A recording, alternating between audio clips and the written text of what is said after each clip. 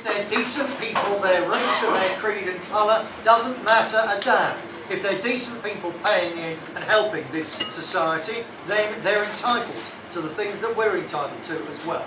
But especially that thoroughly disloyal, thoroughly troublesome, thoroughly pro-terrorist Islamic bloc, they do not deserve special treatment in terms of favours. Which brings me on to the third problem I want to talk about tonight, and the fact we've got to do something about it. And that is what they call street grooming.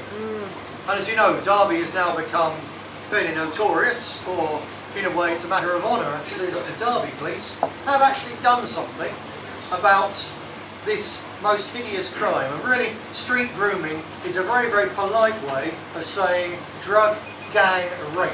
Yeah. That's what it is. Yeah. Grooming is, well, it might be a matter of stroking someone and so on and so forth, or being nice to them. But no, it's not. It's about giving a young girl of 12 or 13 deliberately picked because she's a bit plain, because she looks shy and so on, so she's particularly vulnerable. Because she's white. Yeah. Also, exactly. It's true, but also there's another side to it. Because the Sikhs that Paul and I were sitting with talking earlier on, they do it to their kids as well. And it's not because they're white, it's because they're not Muslim. Because they wouldn't do it to their own people, because they'd end up strung up somewhere. That's the thing. And also, they wouldn't do it to their own people because they're doing it for a purpose. They're doing it because it is part of the conquest plan to take over other people's countries.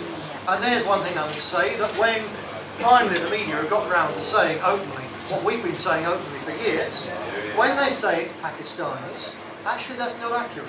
Because we've got Christian Pakistanis in this country, refugees from the brutal murder that their community undergoes on a regular basis in Pakistan, and Christian Pakistanis don't do this.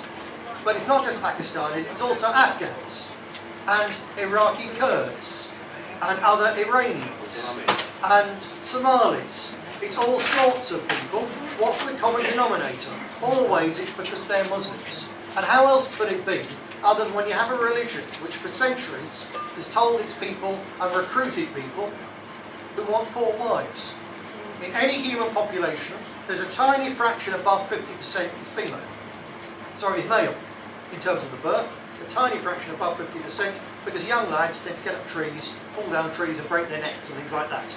So in order to have a balance, 1 male, 1 female, in order to reproduce the human race, every single people under the sun, there's basically this balance of 50-50. If you've got 1 boy to 1 girl, 1 man to one woman, how on earth can a section of the population have 4 women to 1 man, unless they take women from other communities? And that's what's ingrained in that population. Many of them individually are perfectly decent people, but ingrained as a tendency in their community is to take other people's women, one way or another. And absolutely, openly in their book, it says it's legitimate to do it by force or guile. And that's where it comes from, and that's the problem. So here in Derby, finally the police did something about it, which is good. But on the other hand, the problem is, finally, when it's been going on for at least 15 years in Derby, and also, they've made a big thing of arresting and jailing 2 ringleaders.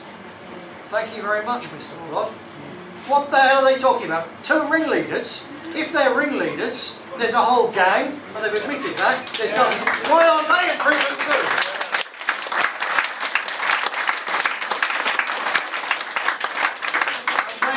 Sorted out, they will be in prison for a long time, and the moment they come out of prison, they and anyone from their community who supported them can all go home.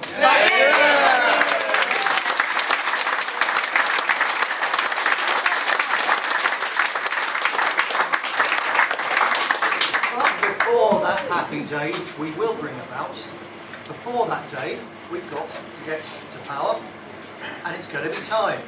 And while that time goes on, the situation will get worse and worse and worse, which provides us with both the duty and politically the need to do something about this. Because every year that goes by when we're not in power, there's more of our young girls who are totally lost to us, who have their lives utterly destroyed by, see, they talked in the papers, they've almost told all the truth. And the police have almost told all the truth when they said it's happening in the North Midlands and North East. Well, they're lying there because it's happening in London and Slough and Leicester. It's happening all over. It's happening in Cardiff and in Swansea. It's not just a Northern England problem. It's everywhere these people are a problem. And everywhere our girls are and the Sikh girls are, it's a problem. So it's far broader than they talk about. And they talked about how, oh, drugs, they give them vodka and they buy them with cocaine.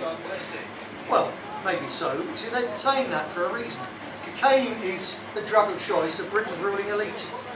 Cocaine is something which is rather cool and smooth, which pop stars use, and bankers use, and politicians use. They tested the tops of the toilet seats in the House of Commons a few years ago. Honestly, every single one of them they tested had cocaine on it. So it's something which the ruling class are happy with. I wouldn't recommend it, but it doesn't absolutely foul people up straight away. And what they're giving young girls in Bradford, and in Oldham, and in Blackburn, and in Birmingham, and in Derby, isn't cocaine at all. Unless it's crack cocaine, it's heroin. Fundamentally, it's tied up with the heroin epidemic, because it all comes from Pakistan, it all comes from Afghanistan, it all comes to the Muslim community, and it's quite deliberately part of a drugs jihad. They destroy chunks of our community, and at what's left of our community cohesion, and it also makes them a huge amount of money. That's what it's about. The reality is that every year that goes by when something isn't done in a town like Derby, there's dozens or scores or hundreds more young girls and their families who have their lives absolutely ruined, not just by the gang rape, not just by the shame and the horror and the agony of that, but also because they're turned into crackheads, they're turned into junkies. And smackheads in particular, once some poor bugger's into that, some poor kid, they are a menace to everything around them, to themselves, to their family, to the community, to most, all drugs are ghastly.